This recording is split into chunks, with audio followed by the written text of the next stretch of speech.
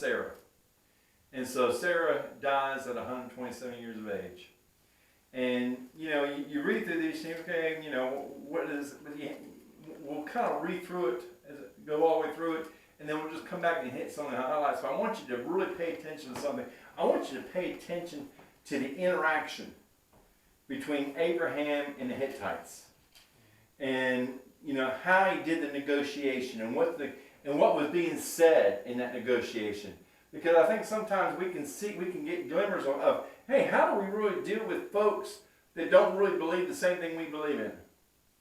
And try also begin to understand that, here's Abraham being promised that his descendants will own this land, but yet here his wife dies, and, he wants to bury her. But he has no land really that he owns. He's been pretty much nomadic, across the area. Now, we're not talking the full length of Israel. We're talking from Bethlehem and Jerusalem, a little bit above that, down to the borderlines of Egypt that he's traveled. But he's got this large entourage, tons of camels and cattle and everything else. And you'll see how he's respected because of his wealth. God's given him that wealth. But you'll see how he's being respected by the people. But you also just see how he begins to negotiate. So let's go ahead and get started. So Abraham never really owned any land. No, except for this field and cave. Yeah. And I'll go ahead and say it now. I'm going to say it at the end. It is really cool to go and just look this up on Wikipedia or any site. Look up this cave at Macpeia. How you pronounce that? Macpeia. Thank you. That's what my wife says. You know how to say that? I said, no. It's Macpeia Road. Yep. That's what I've always heard, Macpeia. But anyway, at Macpeia, this place, this cave, is still, all these thousands of years, this one spot in Israel is still being protected, not only by Jews, Christians, but also Muslims. This one area has never been destroyed or tampered with, because it is the burial grounds, in a sense, of the father of many nations. And it's kind of, go and do a little research, because it's a neat little story. How it's changed hands. How they built, they built a Muslim mosque on it, and then the Israels took it over, but yet to today they never disturbed this gravesite that houses not only Abraham but also his wife, Isaac, Jacob, Joseph. All these patriarchs that we'll read about or eventually read about in Genesis are buried in this cave. Have the archaeologists gone in and just left it? They just left it. And so it's at least not that I know of. But it's kind of neat how all these years and that cave is still there, and it is a protected area. Mainly because of the promise that God made to Abraham, that you are going to be the father of many nations. That this land will be yours. And even though, as you'll see here, he had to buy the land. He really only wanted the cave. But you'll see where he agreed to buy the field and the cave, and how he pays for it and everything else. We'll see all this in a second. But that's the only land that he really ever owned. That's the only land that Isaac owned. That's the only land that most of them owned. And they were always nomadic. The promise of the land was to their descendants later on. So let's go ahead and get started. Sarah lived 127 years. These were the years in the life of Sarah. And I'm reading this out of New American Standard, so you may have a different version. Sarah died in Kithabar, which is also known as Hebron, in the land of Canaan. And Abraham went in to mourn for Sarah and to weep for her. Then Abraham rose from before his dead and spoke to the sons of Heth, saying, I am a stranger and a sojourner among you. Give me a burial site among you, that I may bury my dead out of my sight. The sons of Heth answered Abraham and said to him, Hear us, my Lord. You are a mighty prince among us. Bury your dead in our choicest graves. None of us will refuse you his grave for burying your dead. So Abraham arose, and then he bowed to the people of the land and to the sons of Heth. And he spoke to them and saying, if it is your wish for me to bury my dead out of my sight, hear me. And approach Ephron, because he doesn't know if Ephron's there yet. He just knows who owns the cave. Approach Ephron, the son of Zohar, for me, that he may give me the cave, and that's all he wanted, that he may give me the cave at Machpelah. What? Machpelah. How do you pronounce it?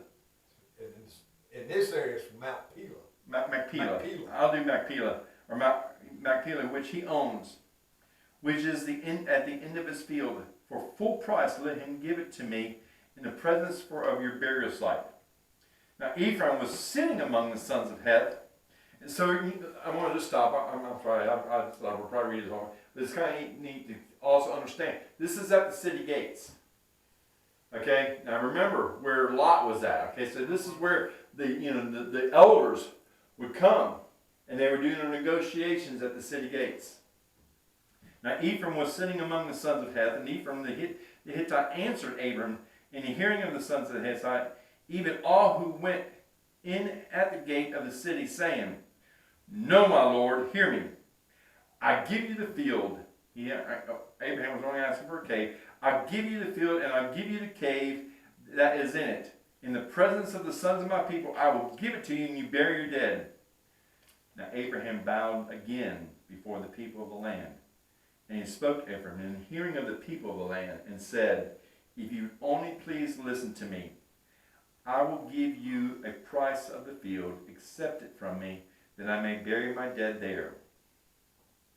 Then Ephraim answered Abraham, saying to him, My Lord, listen to me. A piece of land is worth 400 shekels of silver. What is that between you? Go and bury your dead. And Abraham listened to Ephraim, and Abraham weighed out immediately for Ephraim the silver which he had named in the hearing of all of the sons of Heth, 400 shekels of silver, commercial standard. So Ephraim's field, which was Machpelah, and which faced Marty, the field and the cave that was in it, and all the trees that were in the field, and that were also all confines of the borders, were all deeded over to Abraham for the possession and the presence of the sons of Heth before all who were at the gate of his city. After this, Abraham buried Sarah, his wife, in the cave in the field of Machpelah, facing Marty, or Hebron, in the land of Canaan. So the field and the cave that is in it was deeded over to Abraham for a burial site by the sons of Heth. Now let's just go back and so you see here. So he comes up and he wants to bury Sarah. Usually you want to bury it on a piece of land that belongs to you, but he doesn't have any land. He's been, pretty much nomadic, just traveling all over the place. But all he wants is a cave. They were going to give him a tomb in the city where they buried the rest of them. He didn't want to be buried in with the Canaanites. He wanted to have just that cave to himself. That's a lot of honor and respect, first of all, for just who Sarah was. So you got to first stop and think about where's the respect for Sarah, and what he was about to do is he wanted to bury Sarah. That shows the love and respect to his wife. Then, on top of that, he goes to the city gate. He doesn't even know where Ephraim is running there. He hadn't even met the man. Now, he's had friends, and we've seen this back before. There were friends in that area that he's had that even went with him in battle when they went to go fight the 4 kings. But he goes here to these people, and he knows the field. He's been in that area. He knows the field. He knows where the cave is, and so he's asking. He says, "Look, I'm going to do this." They come back and say, "Hey, you're a mighty prince. Look at you. We respect you for who you are. Here, go bury your wife here. We'll do it." And then Ephraim stands up, and it begins his negotiation. But you notice, even though they recognize him as a mighty prince, as someone who has a lot of power and everything else, even though he was a foreigner in that land, He gets up and every time, he doesn't bolster himself up or demand. What does he do? He bows down. He shows humility to the people of the land. And he says, look, here's what I want to do. I want to buy this cave. I'll pay full price. Now, Ephraim, what he does is he realizes that, hey, I'm not going to get the guy just a cave, because then I still got to keep up the field where the cave is and everything else. I'm going to give him all the land surrounding the cave. And that way, that whole land belongs to him. Even though that's not what Abraham was asking, that's what, and he goes, in the way they did this negotiation, and based on the commentaries, the way they do this negotiation is they would negotiate, and usually you would try to dwindle down the price, right? Ephraim saying, here, what is this to me? It only costs 400 shekels of silver, but hey, I give it to you. But what does Abraham do? As soon as he hears that in this negotiation, he knows, here's the price, I'm going to pay. He doesn't negotiate it, he doesn't try to do it, he just gives it. Now you got to understand, at this point in time, silver coins or currency wasn't found. So even though the gold and silver and stuff like that was deemed valuable at that period of time, they didn't have currency like we have currency today. So they actually had just little chunks of gold and silver that they would use. And so he weighed out 400 shekels of silver to give to Ephraim.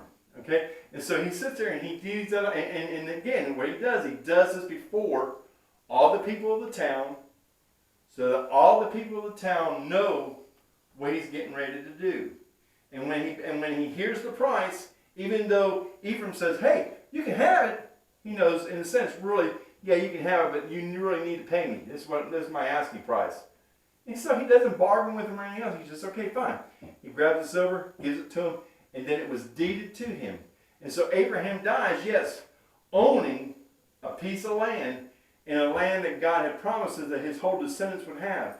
But the purpose of this land was mainly for the cave to be a burial site. And as you continue to read through Genesis, you'll find out that this cave ends up being the burial site for both Abraham, Isaac, Rebekah, Jacob, and Joseph, and Leah. The only person that wasn't buried there was Rachel. And if you know who the different, I'm getting ahead of stuff, but Rachel and Leah were the wives of Jacob, and Rachel died during the journey and was buried somewhere else, even though she was the favorite wife of Jacob. It's Leah who's actually buried in this cave. I believe she's the only one buried with him. Huh? The only one of the four. Yeah. Well, yeah, excuse me. There was, besides the concubines.